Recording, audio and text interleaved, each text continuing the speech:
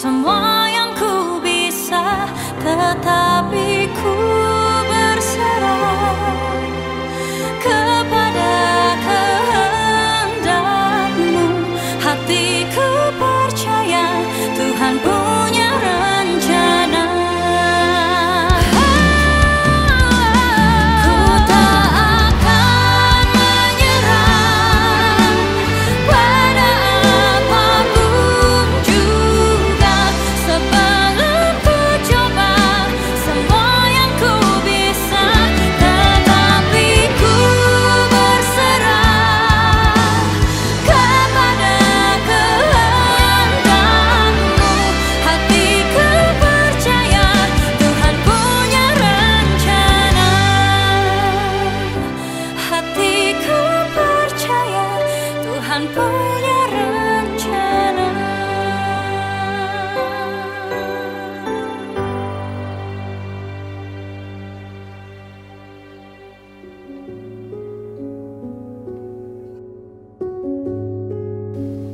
Shalom, selamat berjumpa kembali dalam sharing kehidupan. Kesempatan ini Bapak Ibu Saudara yang kasih dalam Tuhan.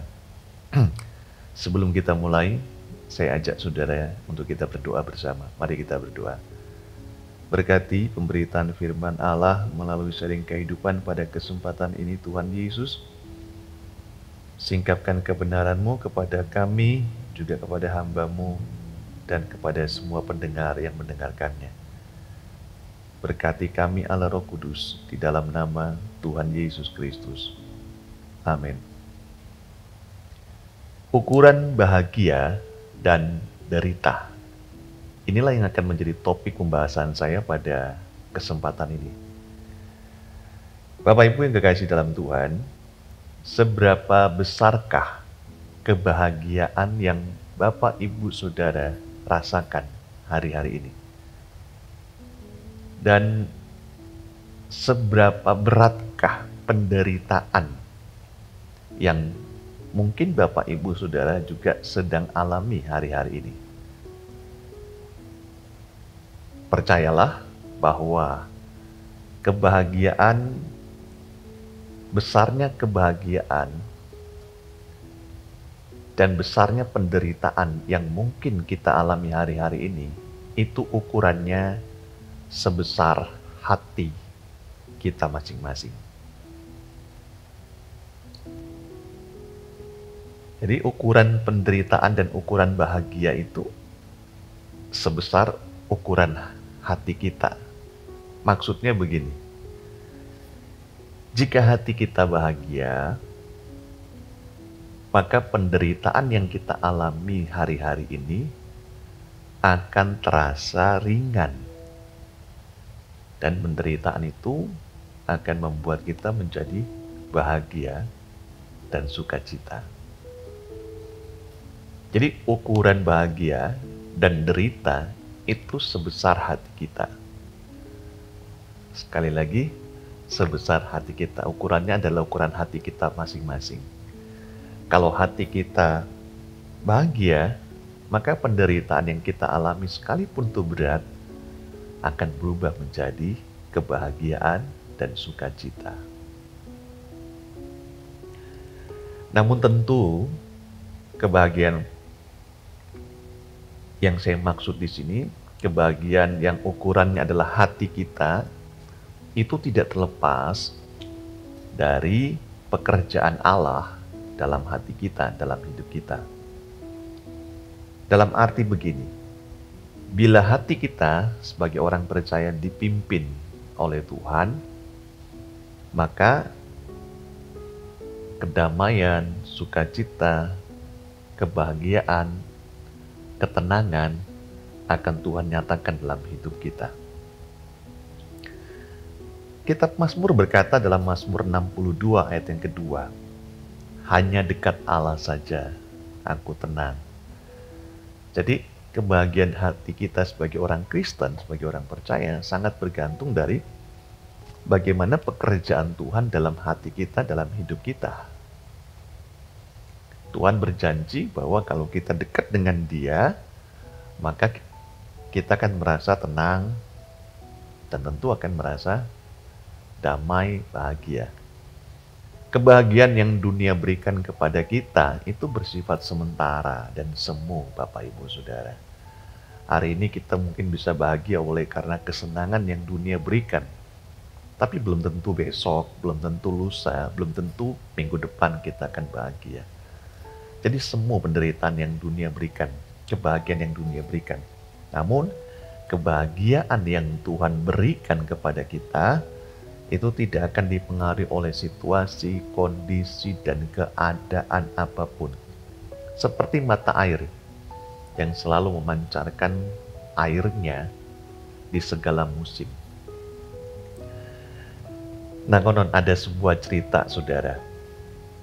Kisahnya itu menceritakan tentang satu saat Tuhan memanggil tiga malaikatnya, bukan tiga orangnya, tiga malaikatnya. Dan kepada ketiga malaikat tersebut Tuhan berkata, sambil menunjukkan sesuatu. Tuhan berkata, ini adalah kebahagiaan.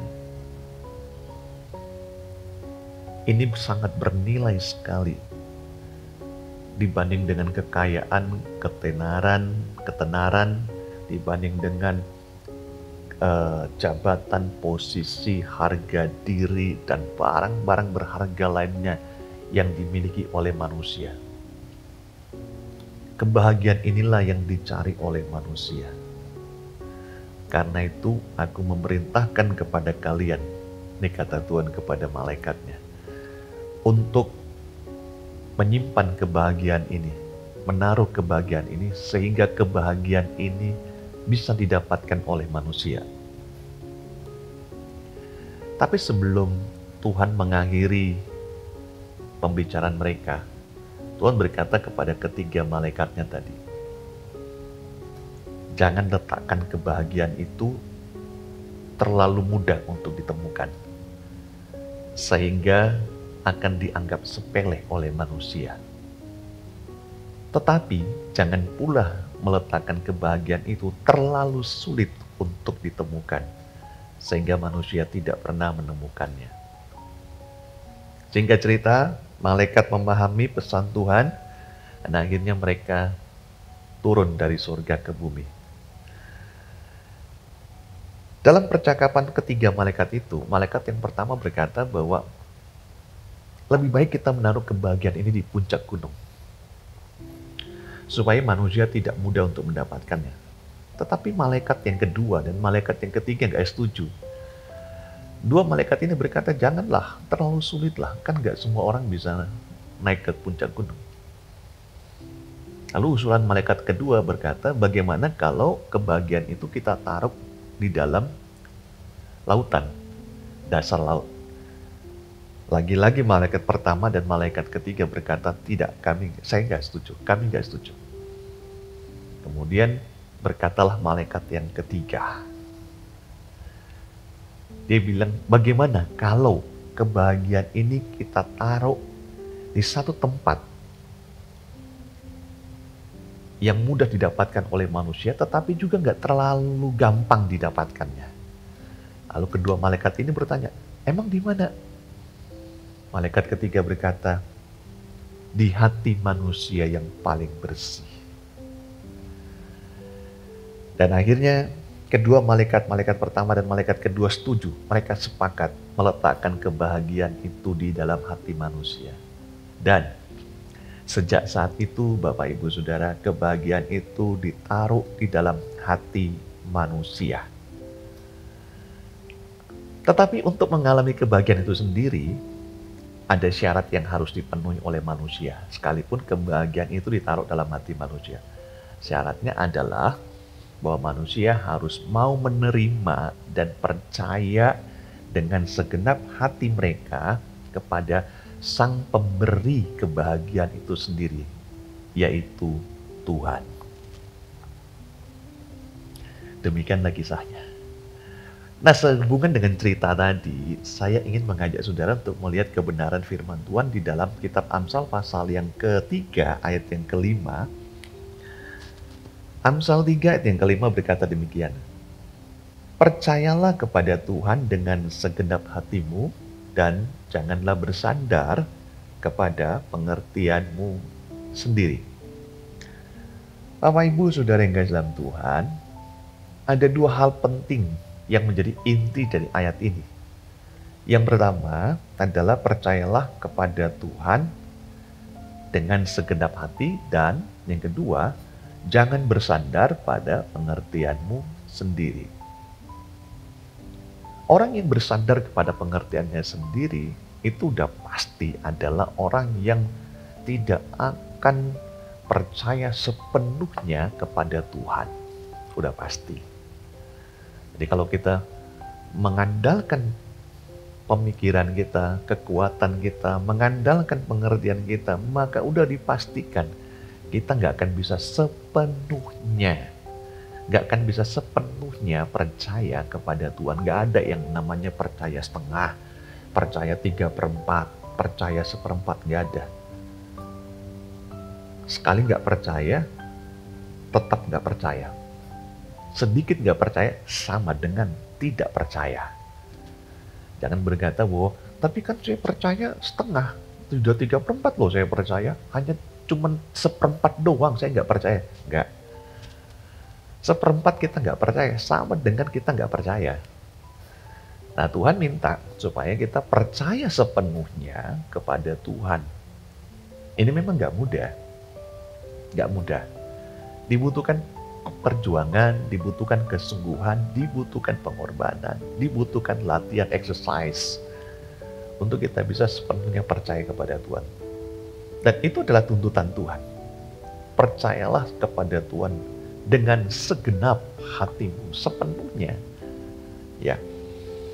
Ada kisah di dalam Alkitab yang merupakan contoh Bapak Ibu tentang orang yang percaya kepada Tuhan. Awalnya dia percaya kepada Tuhan, dia sungguh-sungguh kepada Tuhan, dan akhir hidupnya, menjelang akhir hidupnya, dia bergantung kepada pengertiannya sendiri, alias dia nggak percaya lagi kepada Tuhan.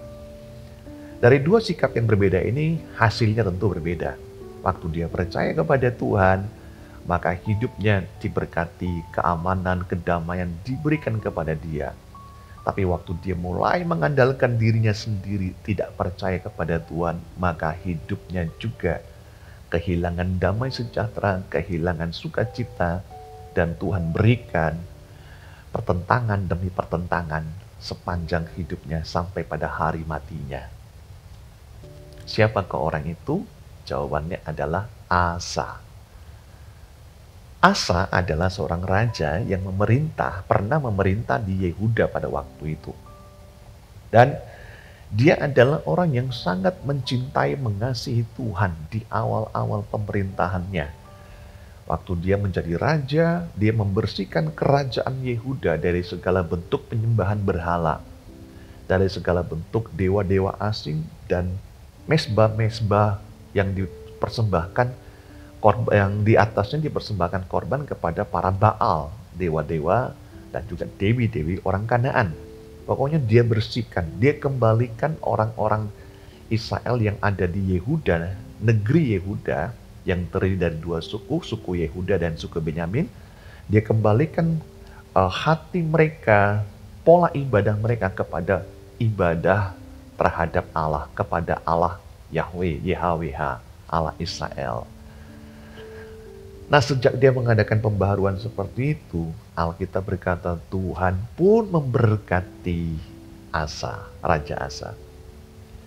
Dan ketika Tuhan memberkati Asa, ada satu raja yang bernama Zerah. Zerah orang Ethiopia. Tetapi banyak penafsir yang mengatakan bahwa kemungkinan dia adalah Raja Mesir. Hanya berdarah Ethiopia. Ya. Jadi Zerah ini orang Ethiopia ingin menyerang Yehuda, menyerang Asa. Dia mengumpulkan segenap tentaranya, prajuritnya yang berjumlah, tahukah saudara, 1 juta orang pasukan. Dengan 300 kereta perang. Yang pada zaman itu kereta perang mereka adalah kereta perang paling canggih di zamannya. Dia datang untuk menyerang kerajaan Yehudi yang dipimpin oleh Raja Asa, Dan Raja Asa bersiap juga untuk menghadapi pertempuran itu. Tahukah saudara berapa prajurit yang dibawa oleh Raja Asa melawan prajurit Zerah yang berjumlah 1 juta orang dengan 300 kereta perang canggih? Raja Asa hanya membawa 580 prajurit. Sebuah perbandingan yang sangat jomplang sekali. 1:2. Dan secara hitung-hitungan matematika ini nggak mungkin. 500.000 lawan 1 juta.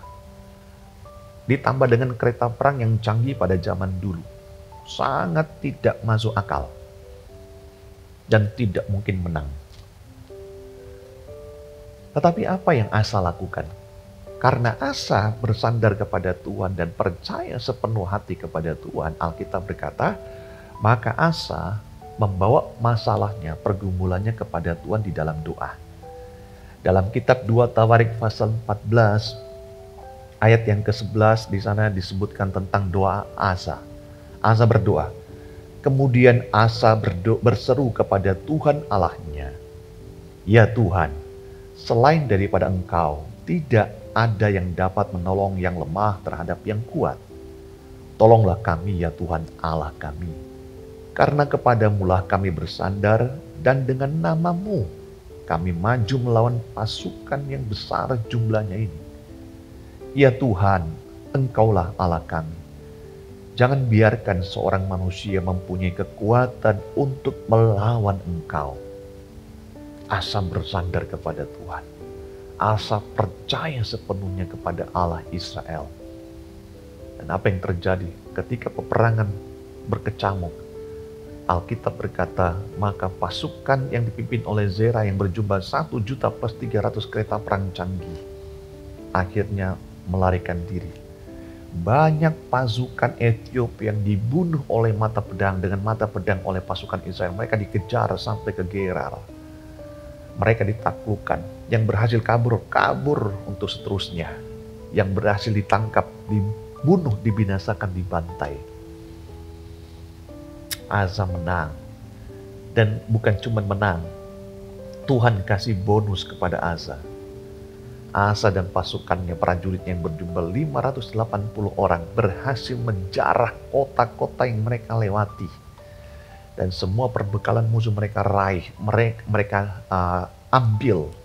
Mereka mendapatkan begitu banyak sekali jarahan. Dan mereka menjadi orang yang makmur karena jarahan tersebut. Luar biasa, saudara. Dan sejak peperangan itu, Tuhan akhirnya memberikan kedamaian dan ketenteraman di segala penjuru negeri Yehuda yang dipimpin oleh Raja Asa. Ada kebahagiaan yang Tuhan nyatakan di tengah-tengah pemerintahannya.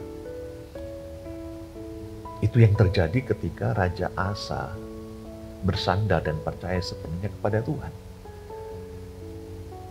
Nah, bagaimana cerita sebaliknya ketika Raja Asa bersandar pada pengertiannya sendiri? Berikut ulasannya. Jadi dikisahkan bahwa pada satu waktu Raja Israel yang bernama Baeza. Jadi kerajaan Israel pada waktu itu kan menjadi 2 kerajaan sejak kematian Salomo. Pecah menjadi 2 kerajaan, menjadi 2 pemerintahan. Kerajaan Israel yang utara dan kerajaan Israel yang selatan. Yang utara, yang atas ini terdiri dari 10 suku. Sementara yang selatan, yang Yehuda, terdiri dari 2 suku yang dibawa kepemimpinan Raja Asa. Suku Yehuda dan Benyamin. Jadi Raja Israel yang terdiri dari 10 suku datang mengancam untuk menyerang kerajaan Yehuda yang terdiri dari 2 suku. Waktu mendapatkan ancaman begitu, Asa mulai berpikir, waduh, ini nggak seimbang nih. Masa 2 suku lawan 10 suku? Nah, di sini mulai, saudara. Ya, ketika kita sudah mulai menggunakan pengertian kita sendiri, hitung-hitungan kita, maka apa yang terjadi? Biasanya kita akan melupakan semua pertolongan Allah di waktu-waktu yang lalu. Dan itulah yang dialami Asa, Raja Asa. Padahal di beberapa waktu yang lalu, di tahun-tahun sebelumnya, dia berhasil menaklukkan 1 juta pasukan Ethiopia, orang-orang Ethiopia, konon menurut para penafsir itu adalah pasukan Mesir gabung dengan pasukan Libya dan orang-orang Arab. Serta 300 kereta perang canggih. Dia bisa taklukkan.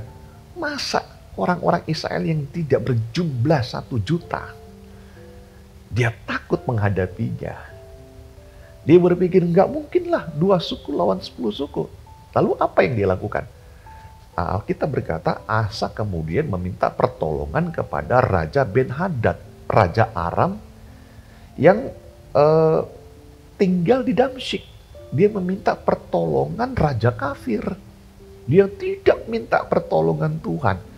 Kalau pada waktu yang pertama melawan Raja orang Ethiopia, dia berdoa kepada Tuhan. Tapi waktu dia mau melawan Raja Israel, masih saudara sebangsanya, dia malah meminta pertolongan kepada Raja kafir. Betul, akhirnya Raja kafir, Raja Ben-Hadad, Raja Aram yang tinggal di Damsyik menolong dia. Sehingga Raja Baesa, Raja Israel tidak menyerang Asa. Tapi setelah peperangan itu selesai, ancaman itu beres, datanglah pesan Tuhan melalui seorang pelihat dan berkata, karena engkau tidak mengandalkan Tuhan dengan sepenuh hatimu, karena engkau mengandalkan pengertianmu sendiri, maka sejak hari ini semua kedamaian, ketentraman, semua keamanan atas seluruh negerimu di segala penjurunya diambil oleh Tuhan. Dan betul, sejak saat itu Tuhan ambil keamanan, kebahagiaan, kedamaian, ketentraman. Tuhan ganti dengan peperangan demi peperangan. Bapak Ibu Saudara yang kasih dalam Tuhan, itulah konsekuensi yang harus dialami oleh orang yang mengandalkan pengertiannya sendiri. Jadi ketika Asa bergantung sepenuhnya kepada Tuhan, Tuhan berikan kedamaian, keamanan, ketentraman, kebahagiaan. Tapi ketika Asa yang sudah merasa damai, senang, aman, bergantung pada pengertiannya sendiri, tidak mengandalkan Tuhan lagi, Tuhan ambil kedamaian, kebahagiaan, sukacitanya, diganti dengan peperangan demi peperangan sampai akhir hayatnya, sampai mati dia. Bapak Ibu Saudara yang kasih dalam Tuhan, bahkan mungkin adik-adik yang mendengarkan siaran ini. Jadi kalau hari-hari ini ada di antara saudara, Bapak Ibu, adik-adik atau saudara semua yang sudah mulai kehilangan damai sejahtera, kehilangan sukacita, kehilangan ketenangan, kehilangan rasa aman, persoalan datang sini berganti, beres satu datang yang lain, atau belum beres satu udah numpuk persoalan yang berikutnya. Sakit penyakit yang tak kunjung sembuh, udah mencoba ke dokter sana, dokter sini, udah mencoba obat sana, obat ini dan sebagainya. Usaha, dagangan, toko, pekerjaan, income-nya semakin hari semakin merosot, omsetnya makin menipis, sementara hutang makin menumpuk, udah pada jatuh tempo. Dan kebutuhan hidup semakin hari semakin bertambah. Bukan bertambah banyak saja, tapi juga bertambah mahal. Kalau situasi seperti itu yang mungkin saudara, Bapak, Ibu, Saudara, adik-adik alami sekarang ini, maka coba renungkan firman Tuhan yang saya sudah sampaikan barusan. Jangan-jangan hari-hari ini atau selama ini saudara sudah tidak lagi mengandalkan Tuhan sepenuh hati. Saudara nggak percaya lagi kepada Tuhan sepenuh hati. Ingat tuh ya, nggak ada percaya seperempat, nggak ada percaya setengah. Sedikit aja nggak percaya sama dengan tidak percaya. Jangan-jangan hari-hari ini saudara lebih mengandalkan pengertian saudara, mengandalkan pengalaman, ngandalkan modal, ngandalkan simpanan, bukan simpanan wanita, Mengandalkan simpanan uang, simpanan deposito, simpanan tabungan dan sebagainya, atau mengandalkan orang lain. Hati-hati. Cukuplah Asa itu menjadi contoh bagi kita, supaya kita nggak sama untuk mengulangi perilaku yang salah. Jadi mari kita koreksi diri, introspeksi diri. Mumpung Tuhan masih kasih kesempatan saat ini, yuk kita berbenah diri. Yuk, saya ajak kita untuk sama-sama berubah, bertobat. Kembali andalkan Tuhan, kembali cari Tuhan, cari wajah Tuhan, lewat persekutuan pribadi kita dengan Tuhan. Melalui doa, saat teduh, melalui ibadah-ibadah yang diadakan di gereja, di persekutuan-persekutuan yang ada. Jangan jauhkan diri dari ibadah, dari persekutuan. Nanti yang terjadi apa? Saudara pasti akan mengandalkan pengertian saudara sendiri. Wah, ini resiko, ini bahaya saudara. Dampaknya itu seperti Asa, bahaya. Karena itu sekali lagi, ambil kesempatan saat ini. Mumpung belum terlambat. Nggak ada kata terlambat kalau saudara mau bertobat.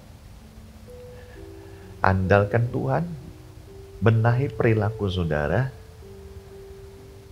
maka Tuhan pasti akan membuat saudara berhasil dalam segala hal yang saudara lakukan menurut kehendak dan rencananya. Tuhan akan berikan damai sejahtera kepada saudara. Amin. Mari kita berdoa. Terima kasih buat firman-Mu, buat kebenaran yang Tuhan berikan kepada kami. Ajar kami Tuhan untuk percaya sepenuhnya kepadamu. Dan kepercayaan kami tunjukkan lewat sikap kami, perilaku kami, lewat kehidupan kami. Tidak ada percaya setengah, tidak ada percaya seperempat atau 3/4. Sekali kami nggak percaya, hanya level seperempat, maka itu sama dengan kami tidak percaya sepenuhnya kepadamu. Mampukan kami Tuhan untuk terus belajar, mengenal Engkau, sampai akhirnya kami berada pada satu titik di mana kami sepenuhnya percaya kepada Engkau. Tidak mengandalkan kekuatan kami sendiri, mengandalkan pengertian kami, mengandalkan orang lain, dan mengandalkan semua sumber daya yang kami punya. Kami sadar kegagalan kami hari-hari ini. Kami sadar kerugian kami, penyakit kami, bahkan mungkin yang kami alami hari-hari ini. Itu disebabkan karena kami mengandalkan pengertian kami sendiri, mengandalkan kekuatan kami. Ampuni kami Tuhan. Biar kesempatan ini kami boleh berubah. Dalam nama Tuhan Yesus, aku berdoa untuk segala penyakit yang dialami oleh umat-Mu, oleh setiap pendengar. Apapun penyakit mereka, penyakit yang ringan maupun penyakit yang berat secara medis, di dalam nama Tuhan Yesus, oleh karena bilur-bilur Yesus, terima kesembuhan-Mu Bapak Ibu Saudara. Iman-Mu di dalam Yesus Kristus akan menyembuhkan engkau saat ini juga. Percayalah. Dalam nama Tuhan Yesus, terima kesembuhan-Mu, terima pemulihan, terima kekuatan dan sukacita dari Tuhan Yesus. Terima kasih Tuhan Yesus, kami berdoa dan mengucap syukur dalam nama Tuhan Yesus Kristus. Haleluya. Amin. Shalom, Tuhan Yesus memberkati Bapak Ibu Saudara semua.